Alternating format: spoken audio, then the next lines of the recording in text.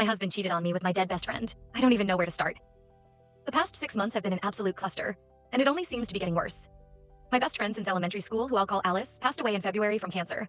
She had a 2-year-old daughter who went into the custody of her mom after she passed away, who I'll call Alexis. Last month, Alexis showed up on our doorstep unannounced, telling my husband he needs to take responsibility for his child and either take custody or start finally paying child support. She says that Alice had told her when her daughter was born who the father was, but didn't want anything to do with him. To answer the inevitable, Alice was a traveling nurse and made a lot of money, which is the only reason I can think of for why she didn't go for child support. During this conversation, my husband had the worst panic attack he's ever had, so we had to end the conversation before I could get more details. My husband's story is... I don't even know. He said that Alice's daughter is probably his, but that it isn't what I think. Almost 3 years ago, we threw a large housewarming party as we just moved into our dream home, after I finally finished residency and was set to make real money for once. Alice was in town, and set to be at the party, but I was called into work before she got there. I didn't get back till after 3 a.m. Party was winding down. My husband was passed out upstairs, and Alice had already left the party, which at the time I did find strange as we hadn't seen each other in months. My husband claims he woke up in the middle of the night to Alice on top of him, but he passed out again before he could say anything.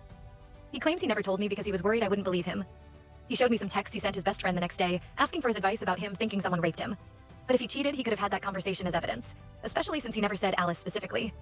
Ever since the party, he has been very distant with Alice, and after she had her daughter, he would even find excuses not to be around the house when she would visit at all. I don't know if that's because he cheated, or if Alice did actually rape him and this was his trauma response.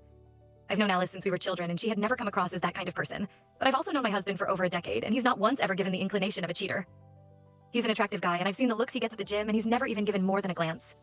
What the hell should I do? How do I figure out what the truth is here when Alice isn't even around to defend herself?